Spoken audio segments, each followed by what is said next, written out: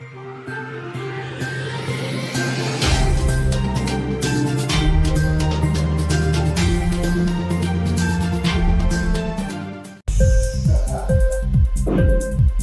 TV prime time news కి స్వాగతం.